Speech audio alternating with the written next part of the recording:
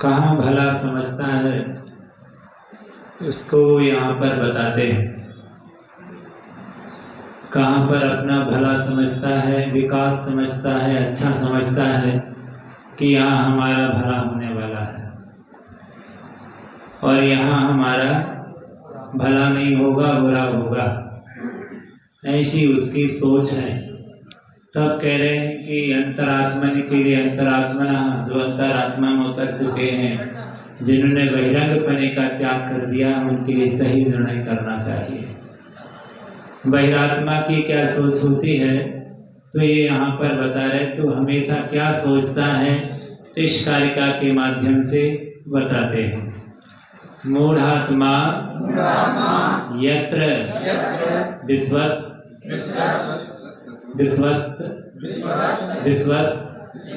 तस्ततः नान्यद भयास्पदम यतो भीतस् ततो नान्यद भयस्थान मात्मनः मूढ़ात्मा यत्र विश्वस्तस्ततो नान्यद भयास्पदम।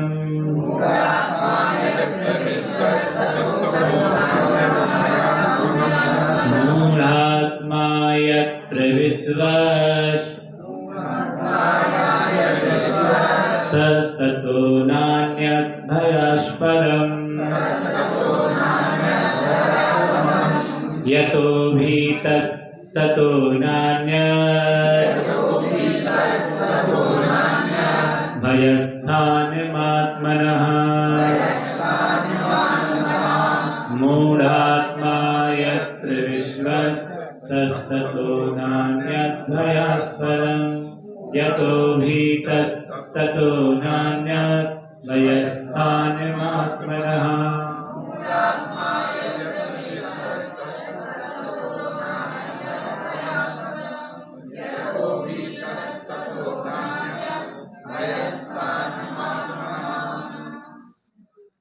कहते हैं यहाँ पर कि मूढ़ात्मा अज्ञानी प्राणी, बहिरात्मा जो है संसार की यात्रा में लगा हुआ है, ऐसा वह अज्ञानी प्राणी क्या समझता है, जहाँ उसको विश्वस्ता तथा किस पर विश्वास करता है, यत्र किसमें, घर बंधु परिवार जनों में, मेरी पत्नी, मेरे बंधु, भाई बंधु, पुत्र आदि जो भी परिजन हैं, ये मेरी क्या करने वाले हैं, रक्षा करने वाले हैं, मैं इनकी रक्षा करने वाला हूँ। तो वहां पर भाई बंधु कुटुंबी जनों के बीच, पुत्र पत्नी आदि के बीच में यह बहिरात्मा अज्ञानी प्राणी अपने आप को क्या समझता है, तथा ना अन्यद भयास्पदम, क्या समझता है कि यहाँ मैं निडर हूँ, यहाँ सुरक्षित हूँ, इससे बड़ी सुरक्षित स्थान मेरे लिए कहीं नहीं होगा। पर आचार्य कह रहे हैं कि मूढ़ अज्ञानी ना भयास्पदम, इससे बड़ा डर का स्थान दूसरा नहीं है। सबसे ज्यादा लुटेरे तो वही है जिनके बीच तो रह रहे हो, वही डर है, इससे बड़ा कोई डर का स्थान नहीं है। वही भय है, जहां भय है वहां अपने आप को क्या समझ रहा है, निर्भीक समझ रहा है कि यहाँ तो मेरा कोई कुछ भी बिगाड़ नहीं सकता है, यहाँ तो मैं क्या हूँ, निडर हूँ, सुखी हो गया, क्योंकि यहाँ तो हमारे अपने हैं, इसलिए यहाँ क्या डरना, यहाँ तो सब अपने ही हैं। तो कह रहे हैं ये कैसा बहिरात्मा है, कैसी मूढ़ बुद्धि है, जो क्या करने वाले हैं, जो भय का स्थान है, जो लूटने वाले हैं, दुख का स्थान है, उसको क्या समझ रहा है, सुख का स्थान समझ रहा है। जिनके बीच रह रहे हो वो सब तुम्हारी रक्षा करने वाले एक भी नहीं है, ना उनमें इतनी सामर्थ्य है कि वो तुम्हारी क्या कर सकते हैं, रक्षा कर सकते हैं। तुम जरूर समझ रहे हो कि हमारी तो सुरक्षा यही है। डॉक्टर, वैद्य, हकीम उसके मोहल्ले में रहते हैं। अब तो सारे डॉक्टर हमारे रहते, मोहल्ले में रह रहे डॉक्टरों के तो सारे परिजन आदि हैं, ये सब रखवा दे, ये सब मेरी रक्षा करने वाले हैं। ऐसा सोचकर वह अपने आप को निर्भय समझता है। पर नान्यर्भयास्पदम, उससे बड़ा भय का स्थान दूसरा उसके लिए नहीं है। वही परिजन ही उसका क्या करने वाले हैं, क्या बनिता बेड़ी परिजन जन रखवारे। ये बनिता बेड़ी थे के समान है। और ये सब क्या है, तो कह रहे हैं कि ये सब दुख को देने वाले हैं, ये सब सुख को देने वाले नहीं हैं। फिर भी अज्ञानी प्राणी इस प्रकार की मानसिकता रखता है, हंत खेद है। और जहाँ जो सुख का स्थान है, निर्भय का स्थान है, उत्थान का स्थान है, वो क्या है, उससे ऐसे स्थान से यथा यह प्राणी भीता, क्या है, डरता है। भैया यहाँ तो क्या है, डर लगता है। पंच परमेष्ठी के पास जाने में, साधु के पास जाने में उसे डर लगता है क्या, तो पापी के पास जाने में डर नहीं लगता। तो कह रहे हैं जहां पर आत्म कल्याण के जो स्थान है उनसे डरता है। तो भीता, तो कह रहे जिनसे तुम डर रहे हो, किससे डरता है, धृत नियम संयम से डरता है कि हमें क्या ना लेना पड़े। धृत नियम संयम की बात ना कर दे कोई हमसे कि ये छोड़ दो, वो छोड़ दो, ये करो, वो करो, नहीं, इससे डरता है। आत्म हित हेतु विराग ज्ञान ते लखे आपको कष्ट ना। आत्म हित हेतु विराग ज्ञान, ये क्या है, सुख को देने वाले हैं। नर से नारायण बनाते हैं, पामर से परमात्मा बनाने वाले हैं। तो जो आत्म हित हेतु विराग ज्ञान, उनको कहता है क्या है, ये बड़े कष्टप्रद हैं। ये तो भैया बहुत दुख है इसमें, तो इसमें सुख नहीं है। संबंध निर्जरा के जो भी कारण है, वो सारे संबंध निर्जरा के कारणों को क्या कहता है, दुख के कारण समझता है। ये तो क्या है, दुख को देने वाले। और जो आश्रम बंध के कारण है, उनको क्या कहता है, ये तो सुख के कारण है। ऐसी चर्चा तो रात भर करते रहो तुम, तो क्या है, सोएगा नहीं, करता रहेगा। धर्म की चर्चा करो तो नींद आ रही है, थक गए हैं। तो ये कह रहे हैं ये संसारी प्राणी इस प्रकार से जो सुख का मार्ग है, निर्भय बनने का मार्ग है, ऐसे मार्ग में अपने आप को असुरक्षित कहता है।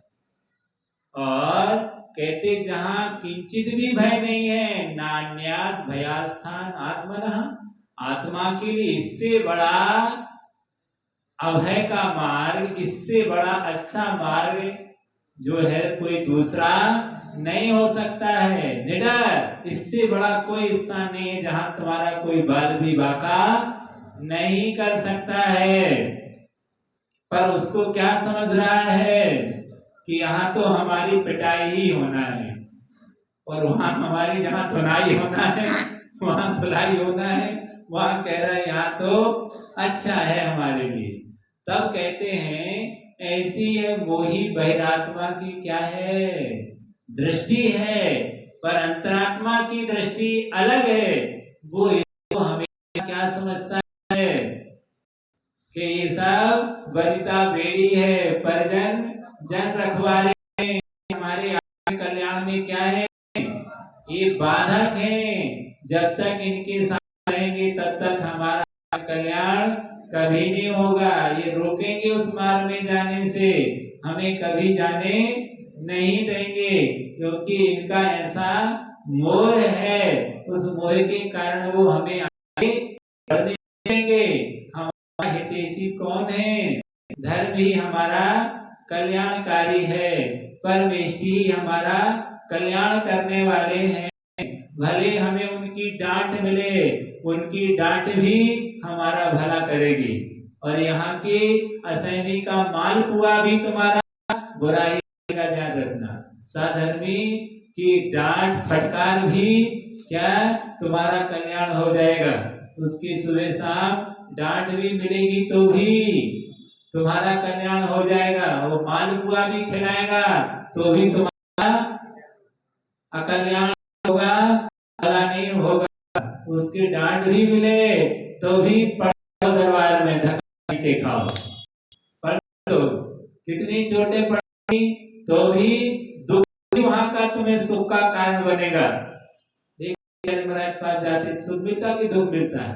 दुख तो संक्रेत तो होते, धूप में भाग रहे, इधर रुकने का स्थान नहीं, बैठने का स्थान नहीं, भी डटे हैं, आहार देख भी गए तो धक्का गल गया, वहां पहुंच गए। संक्रेत तो होते ही है, लेकिन वो दुख भी क्या है? सुख का कारण है। वो प्रतिकूलता हजार प्रतिकूलता है, लेकिन वो हजारों प्रतिकूलताएं भी उसके लिए सुख का कारण बनेगी। हजारों अनुकूलताएं हैं, हजारों अनुकूलताएं भी दुख का ही कारण है, ये सुख का कारण नहीं है। मोक्ष मार्ग में अनुकूलताएं प्रतिकूलताएं हो सकती हैं बहुत सारी, लेकिन वो प्रतिकूलताएं तुम्हारे लिए क्या है? मजबूत बनाएगी, सुख का कारण करेगी। असंख्य भी कर क्या होगी? निर्जरा होगी तुम्हारी। उससे सर्दी गर्मी को सहोगे, मच्छर काटेंगे उसको सहोगे। सर्दी गर्मी पड़ रही है, अनुकूलता में बैठोगे तो कर निर्जरा रुक जाएगी, और ये सब सहोगे तो कर निर्जरा क्या होगी? बढ़ जाएगी। तो इस तरह से यहाँ पर कह रहे हैं कि वह अज्ञानी प्राणी अनुकूलता को अच्छा समझता है कि जहां तक बने वहां तक क्या रहो, अनुकूलता करो। अनुकूलता में एसी पंखा में सब में क्या करो, जरा भी गर्मी ना लगे, जरा भी प्रतिकूलता ना हो। ये सबसे हमारा क्या होता है? भला समझता है, पर ये नहीं समझता है कि इस सबसे हमारा भला नहीं होगा, ये सबसे हमारा बुरा होने वाला है। इस प्रकार से भयास्पदम, यह उसे भयभीत नहीं होगा, अपितु अपने आप को निडर समझता है। तो ये धारणा वह अंतरात्मा की बन जाती है कि नहीं, ये संसारी प्राणियों की असंयों की जो संगति है, इससे हमारा कभी भला नहीं होगा। हमारा भला तो संयमी जनों से ही होगा। उपकारी किसे कहते हैं? बंधु किसे कहते हैं? जो हमारा क्या करे? उपकार करे, उसका नाम बंधु होता है। तो पंच परमेष्ठी के श्री चरणों में हमेशा हमारा भला होता है। वो डांटेंगे तो भी भला होगा, और वो प्यार करेंगे तो भी तुम्हारा भला ही होगा। जो भी करेंगे उस सब में तुम्हारा भला होगा। इसलिए उन्हें बंधु कहा जाता है, क्योंकि उनसे शिष्य का उपकार ही होता है, कभी अपकार नहीं होता है। तो इस प्रकार ये स्वभावी आत्मा को दृढ़तर ये सोचना चाहिए कि जितने परिचित हैं, जितने परिचयों में जाएंगे, जितना परिचय बढ़ेगा, जितना जनसंपर्क बढ़ेगा, उतना क्या बढ़ेगा? क्या बढ़ेगा? दुख बढ़ेगा, विषमताएं बढ़ेंगी, शांति नहीं बढ़ेगी। जितना परिचय होगा उतने परेशान रहोगे। अति परिचया अवज्ञा, जहाँ अति परिचय होता है वहाँ अवज्ञा हो जाती। अवज्ञा कहाँ होती है? परिचयों के बीच में।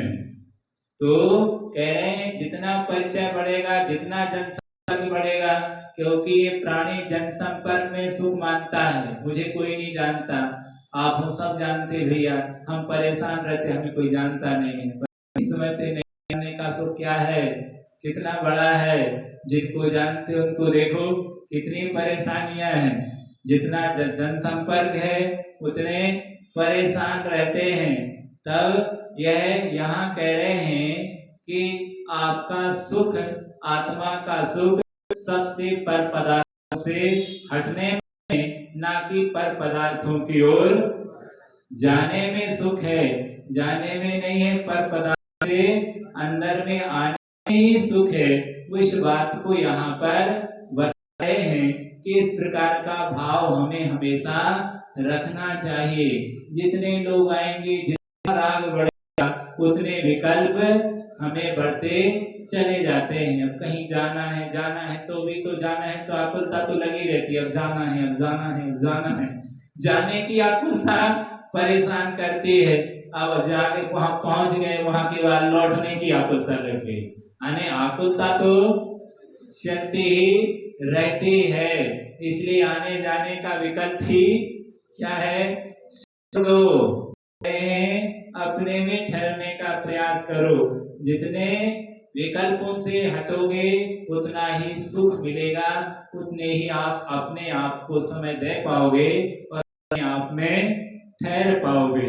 एक है वहाँ ही निडर। तो हम निडर कहाँ पर रहना चाहिए? हमें आत्मा में अपने आ गए, मतलब हमें कोई मार नहीं सकता। बाहर सब कुछ है। क्या कोरोना तो लोगों ने क्या किया, बाहर कोरोना, अंदर भग गए तो बच गए, और बाहर घूमते तो क्या होता, ऐसे यहाँ कर रूपी कोरोना घूम रहा है बाहर। जो बाहर मिला उस पर धावा बोला उसने। तो तुम कहाँ रहो, कर्म के बंध से बचना है तो अपने रहो। 144 की धारा लग गई है, कहीं बाहर नहीं निकल सकते आप। पुलिस घूम, ऐसी कर्म रूपी पुलिस घूम रही है चारों तरफ कि आप अपने उपयोग से जरा भी बाहर आए, अपराध हो गया। अपराध हो गया कि कर्म रूपी पुलिस ने वहीं तुम्हें अरेस्ट कर लिया। क्योंकि तुम विवाह में क्यों आए, बाहर क्यों आए? तुम अपने अंदर में रहो, अपने घर में रहो, अपने अपने घर में को सबको घर से बाहर निकले कि डंडे पड़े। तो यहाँ पर स्वभाव से निकलकर तुम विभाव में चले जाते हो। विभाव में क्या समझते हो, सुख समझते हो। तो वो कह रहे हैं विभाव तो हमेशा दुख का ही कारण रहा है, कभी सुख का कारण नहीं रहा। यदि ये सारे अर्जन आदि सुख के कारण होते, सारा धन वैभव महल अटारियां, तो चक्रवर्ती तीर्थंकर जैसे महापुरुष क्या करते, क्यों छोड़ते ये सब? 96,000 रानियां क्यों छोड़ते? 6 खंड का वैभव क्यों छोड़ते? यदि इन सब में सुख होता तो तुम्हें कितने चाहने वाले लोग हैं, 2, 5, 10 होंगे, 1000 होंगे।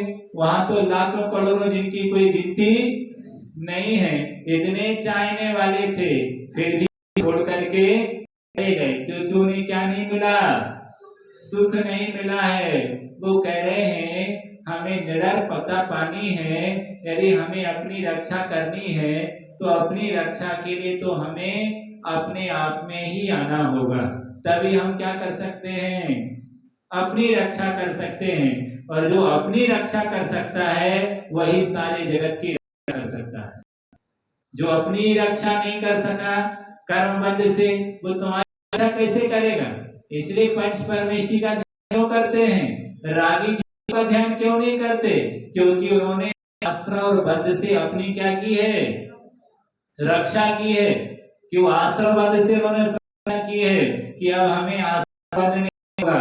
जिन्हें अस्त्र से रक्षा कर ली, संबंध रजरा को अपना लिया है, ध्यान करो कि भगवान हमारे जीवन में भी संबंध रजरा का पाठ शुरू हो, हम भी ऐसी संबंध रजरा कर सकें। जिनका आश्रय और बंध जारी है उनके ध्यान करने की जरूरत बिल्कुल भी नहीं है, क्योंकि चौतरफा से जारी है उनके लिए, चारों तरफ से बंद। पाप का आश्रय हो रहा है, तो ऐसे पाप से आश्रवित जीवों का ध्यान नहीं होता है। जिन्होंने पाप के आश्रय के द्वारों को रोक दिया है, कर्म बंध से जिन्होंने अपनी रक्षा कर ली है, वही तुम्हारी भी रक्षा करने में समर्थ होंगे। वो तुम्हें भी ऐसा पाठ पढ़ाएंगे जिससे तुम भी अपने आप को संबंध रजरा में के पात्र बन जाओगे। आश्रय और बंध से तुम्हें भी मुक्ति मिलेगी। तो आश्रय बंध से मुक्ति कब मिलेगी? जब तुम अपने आप में क्या करोगे, ठहरने की कोशिश करोगे, अपने आश्रय बंद को अच्छा समझोगे, उपकारी समझोगे, सुखकारी समझोगे, ये तो हमारे लिए सुख का कारण है। आत्म हेतु विराग ज्ञान ते लखे सुख का कारण, दुख का कारण नहीं जान, किसका कारण जानेगा? ये सब सुख के ही कारण है। ऐसा भाव उसके अंदर आएगा कि आश्रव संबंध रचना के प्रति उसकी भूल का सुधार हो गया है, वरना बहुत बड़ी भूल है। तो इस प्रकार से उसे बार बार उस अंतर मना के लिए यहाँ पर विशुद्ध भाव के साथ में यहाँ पर निश्चय आत्मा ही उसके लिए क्या है? उपादेय है, शरण है, ऐसा यहाँ पर बता दिया है। उसमें यदि चले गए हो, आत्मा में लग गया है, ध्यान में मन लग गया है, तो फिर तुम्हारा कोई भी बाल विवाह का नहीं कर सकता है। कह रहे निडर हो अभय, तो इस प्रकार वो पर बहुत मुश्किल है। ऐसा वो कभी नहीं सोचता कि हम क्या हो गए, हम निडर, हमारी कोई नहीं, हम तो अपनी आत्मा में चले गए, वो हमारी तो रक्षा हो ही जाएगी। वो ऐसा समझता है, अकेले में ऐसा लगता है, हम तो डर लगता है। अकेले में तो डरते हैं सब लोग, कहाँ डरते हैं? सबके साथ में किसको डर लगता है? यहाँ सब लोग बैठे तो किसी को डर नहीं लग रहा, सब लोग भाग जाए, एक रहे तो डर लगेगा, पता नहीं कौन आ जाए यहाँ पर। तो डर लगता है, क्यों डर लग रहा है? यही तो मिथ्यात्व है। हमें लगता कि ये सब रक्षा करने वाले हैं, पर रक्षा करने वाला कोई है ही नहीं है। तो पढ़ता है भावना राणा छत्रपति, रोज तो बोलते रहते हैं, फिर भी इतना डर है तुम्हें? कोई रक्षा करने वाला ही नहीं, तो फिर डर किस बात का है? हम सर्वत्र सभी जगह हैं, अकेले हैं, चाहे घर हो चाहे बाहर हो, कहीं भी हो, हम तो अकेले, और रहना हमें अकेला, चाहे सुख में हो या कि दुख में, सब में हम अकेले ही हैं। ऐसा बना करके वह आत्मा अपनी आत्मा की ओर अपने उपयोग को लगावे, और इससे बार बार ये भावना भावे कि मेरी आत्मा ही शरण है और धर्म ही मेरी रक्षा करने वाला है, धर्म ही मुझे संसार के दुखों से क्या करेगा? बचाएगा। सीता की रक्षा किसने की थी? किसने की थी? राम ने? रावण ने? हजारों लाखों के बीच में धर्म ने रक्षा की, यानी आत्मा ने उसकी रक्षा की, उसके संयम ने उसकी रक्षा की। किसकी शरण में गई वो? धर्म की शरण में गई कि अंतोगत्वा अब कोई शरण हमारा है नहीं, इसलिए तो निडर हो गई, अब मुझे कुछ भी नहीं होगा। दीक्षा लेने के बाद कोई घटना सीता की नहीं घटी, जीवन पवित्र बना दिया। तो परे अज्ञानी प्राणी क्लेश का कारण समझकर धर्म को धारण नहीं करता है, यही सोचता है कि हम भूले हो जाएंगे, मर जाएंगे, यदि एक दिन भोजन नहीं करेंगे तो। जैसे समय गए हो एक बार भोजन करने वाले, तुम कैसे एक बार की बोल रहे हो, एक बार भोजन करना, शाम पानी नहीं पीना, अरे क्या होगा क्या होगा, अभी आएंगे कि कह दिया जाए, रक्षा होगी क्या नियम लेने से?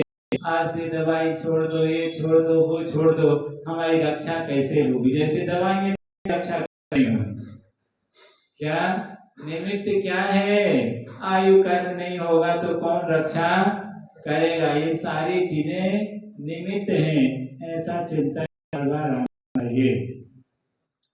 और अब क्या करते हैं? और भी आत्मा की प्राप्ति में, उसकी प्राप्ति के लिए करना चाहिए आत्मा की, ताकि हमारा मन उसी में ही क्या हो जाए? लगा रहे। तब आगे और भी बताते हैं, सर्वेंद्रियाणि संयम में स्थिति क्या है मितेंद्र? हाँ, सर्वेन्द्रियाणि संयम्य स्थिते नान्तरात् मना यत्क्षणं पश्यतो भाति तत्तत्त्वं परमात्मनः। सर्वे सर्वे है क्या? सर्वेन्द्रियाणि। हमारे में गलत पाठ है इसीलिए तो हम कह रहे कैसे। सर्वेन्द्रियाणि संयम्य स्थितेनान्तरात्मना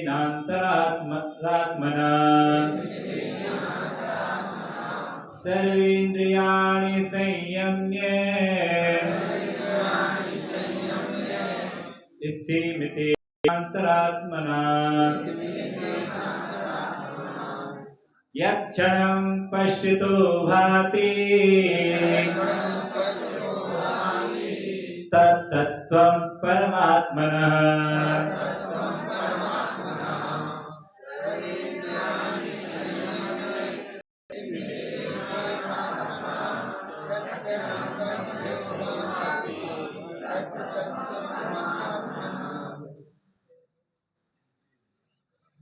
अब कहते हैं कि सर्वेन्द्रियाणि, चंचलता किसमें आती है? पंचेंद्रियों के विषय भोग देखने से इंद्रियों में संसलता आ जाती है और उससे मन व्याग्र हो जाता है और व्यग्र होने से हमारा मन अपने में नहीं लग पाता है।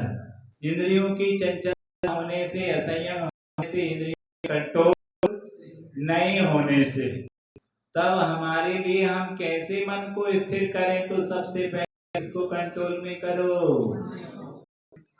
इसको करो। तो ये बात कह रहे हैं कैसे मन कैसे स्थिर होगा, आत्मा में हम कैसे पहुंचेंगे, मन कैसे स्थिर होगा, ध्यान में मन कैसे लगेगा?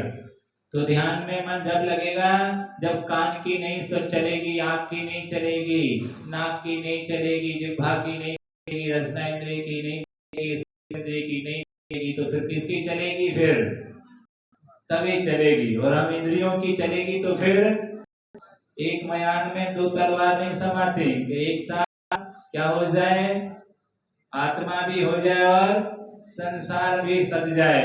ये नहीं, दोनों का 36 का आंकड़ा है। दो ही काम नहीं होए सयाने, विषय भोग मोक्ष को जाने।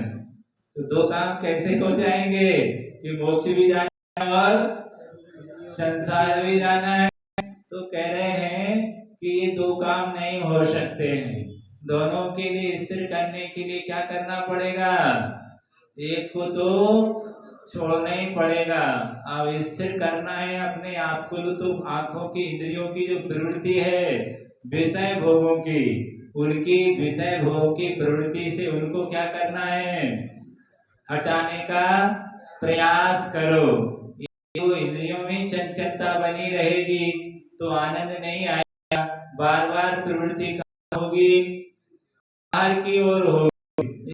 बच्चा वो आनंद उसको मन बाहर आता है, अंदर करते हुए बाहर आता है, क्योंकि उस अंदर में लगता ही नहीं है। मन तो बाहर लगता है क्योंकि आकर्षण दिख रहा है उसको। जब तक आकर्षण बाहर रहेगा उसे खेलने तो वहीं भगेगा, वो यहाँ नहीं ठहर सकता। ऐसे उस छोटे से बच्चे की तरह हमारी यही दशा है। जरा मन बाहर लगा हुआ है इंद्रियों विषयों में, तो अब वो इंद्रिय हम रोकते भी हैं पर वो हाथ में आ जाती है, पर मन तो दौड़ लगा देता है। तो शरीर माला में और मन बाजार में, तो कार्य होता नहीं है। इंद्रिय कहीं की कहीं घूमते रहते हैं। तो जैसे तैसे माला फिर गई, एक आध घंटा घड़ी काटा देखते देखते होगा भैया, हो गई समय, चलो तो हो घड़ी काटा देखते देखते समय काट कर पूरा समय हो गया भैया। सो करके तो देख करके पूरी क्रिया हो जाती है, क्योंकि मन उसमें लगा नहीं है। क्योंकि मन में आ जाए तो डिस्कनेक्ट हो जाए अपने आप ही। उसको रुचि वहां पर नहीं है। ऐसे मोबाइल में रुचि है तो सारी दुनिया डिस्कनेक्ट होता है कि उसी में घूम जाता। वहां खड़ी कौन आवाज दे रहा उसको कुछ आता पता ही नहीं है, कौन क्या कह रहा है, वो तो उसी में ही डूबा हुआ है। तो उसमें रुचि है, ऐसी रुचि उसे अपनी अंदर आत्मा में आ जाती है तो बाहर से उसका कनेक्शन टूट जाता है, वो अंदर में ही रहता है। हजार लोगों के बीच भी वो क्या लगा लेते हैं, ध्यान लगा लेते, उनको कुछ भी दिक्कत नहीं जाती है, ऐसा अभ्यास है। तो कह रहे हैं कि सर्व इंद्रियाण, सभी इंद्रियों को, एक इंद्रिय नहीं, कितनी इंद्रियां होती हैं, 6। मन और ले लो तो कितनी हो गई, 6 इंद्रियां हो गई। देख लो है कि कम है, चेक करके। तो ये 6 इंद्रियां हैं, 5 इंद्रियां हैं और मन जो है दिख नहीं रहा, अंदर है, सबसे बड़ा राजा है, इसलिए उसको अनिंद्रिय कहा, क्योंकि उसका विषय से नहीं है, सब पर उसकी शक्ति है। तब कह रहे हैं कि अंतर आत्मा में जाने के लिए, परमात्मा में पद को पाने के लिए मन की एकाग्रता की तो आवश्यकता होगी। तो संयम में क्या करें, संयम रखे, माने द्रव्य संयम भी और बाह्य भाव संयम भी, दोनों संयम चाहिए उसके लिए। आने बाह्य में इंद्रियों पर कंट्रोल चाहिए। खाने पीने में बोलने की आदत क्या है, चुगली करने की आदत और खाने पीने की आदत, कितनी सारी आदतें हैं हमारी। गाना सुनने की आदत, जरा भी कहीं गाना सुना रहे होते, जरा आवाज आ गई तो ये कहाँ पहुंच गए, की आवाज आ रही बाहर, यहाँ की आवाज नहीं सुनाई दे रही क्या, बाहर पहुंच गए जल्दी से, जरा सी आवाज आई, ढम ढम ढम ढम ढम की आवाज, वहां जल्दी सुन ले किसने क्या बोला है। एक गाना सुनाई दिया कि गाना जल्दी कान में आ गया, 10 बार बोले तो कान में नहीं आया क्या। देखो विषय कितने जल्दी कान कहाँ पहुंच गए बाहर, जरा सी आवाज में बाहर आ जाते हैं। तो कर्ण इंद्रिय की कितनी चंचलता है। रचना इंद्रिय बैठे बैठे कहीं से कोई आ जाए, थोड़ी सी सुगंध आ जाए होटल की, इधर उधर से, अरे वो बन रहा लग रहा है, अच्छी चीजें बन रही कहीं पर, कुछ मन उपयोग बढ़ जाता है वहीं पर, या घर जाके क्या बनाने, हम भी बने हैं ऐसे ही, हजारों विकल्प आ गए उसी को देख करके। तो ये मन की चंचलता बढ़ गई, रसना इंद्रिय से सुगंध आ गई थोड़ी सी अथवा कोई दुर्गंध आ गई तो मूड खराब होने लग जाता है। चक्षु इंद्रिय से कुछ देख लिया, आजू बाजू में कहीं पर कुछ भी परिणाम हो जाते हैं, देखने को उसके पीछे मन चला जाता है। हम बैठे यहाँ हैं लेकिन दौड़ गए उसी के पीछे, तो शरीर से प्रेजेंट है पर मन से एब्सेंट हो जाते हैं। चक्षु इंद्रिय बस में नहीं होने से इस स्पर्शन इंद्रिय का भारी, चिकना कड़ा नरम इंद्रिय है ना, ये सब कड़वा ये सब बस में नहीं है। रसना इंद्रिय बस में नहीं होगी, मोक्ष मार्ग पर आगे जाना बहुत दुर्लभ है। रसना इंद्रिय और रसन इंद्रिय दो पर जबरदस्त कंट्रोल होना चाहिए, तो ही व्रतों में स्थिति बनेगी ठहरने की, और यदि नहीं है तो मुश्किल है। इसलिए आचार्य महाराज ने इस पर बहुत कहा। सत्वार सूत्र पढ़ते ना 10वें अध्याय में, जबरदस्त इन चीजों पर उन्होंने चोट की है कि 5 व्रतों की 5 भावनाएं रखी हैं, वहां पर वाम बुद्धि मनो ये सारी बातें उन्होंने रख दी वहां पर कि इन सब पर कंट्रोल होगा तो ही चलेंगे। लोभी लालची के कभी व्रत नहीं पलते। ऐसा क्यों कहे, इसलिए कहते कि रसना इंद्रिय बस में नहीं है, नियम है अवक्ष नहीं खाने का, सामने बन गई तो ले आओ, क्या करेगा वो, खा लेगा, कैसे अंतराय करेगा।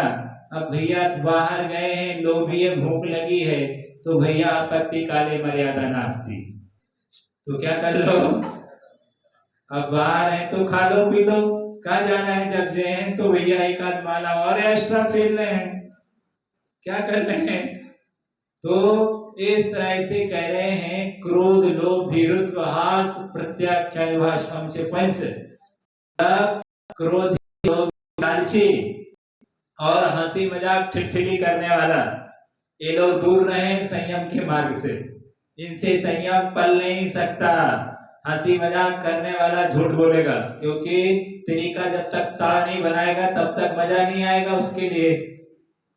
हंसी मजाक करेगा तो क्या होगा, तो व्रत कैसे पलेगा उसका, महाव्रत कैसे पलेगा, तो उसके महाव्रत में दोष लगेगा। लोभी लालची असह्य इंद्रियों की वशीभूत हैं, इनसे व्रत नहीं पलते हैं। व्रत उसी से पलेंगे जो संयम पर क्या है अड़े हैं, जिसने इंद्रियों को जीत लिया है वो पालेगा। सर्दी गर्मी लगेगी तो पंखा चालू कर लेगा, उसके बीच में बैठ जाएगा, छना पानी डालेगा सिर के ऊपर से, हमें तो गर्मी लग रही है, ये काम बनेगा। तो कह रहे हैं इंद्रियों को तुमने जीता कहाँ है, तब तो इन विषयों के पीछे भागते फिर रहे हो। यदि जीत लिया होता तो विषयों के पीछे नहीं भागते। मोबाइल में हो, ये इंद्रियों को नहीं जीत पाए, वगैरह गाना वगैरह सुन रहे हो, ये सुन रहे हो, वो सुन रहे हो, तो ये संयम में सिमटे नहीं। संयम नहीं होने इंद्रियों पर कंट्रोल होने से वह अंतरात्मा की स्थिति उसकी नहीं बन पाती।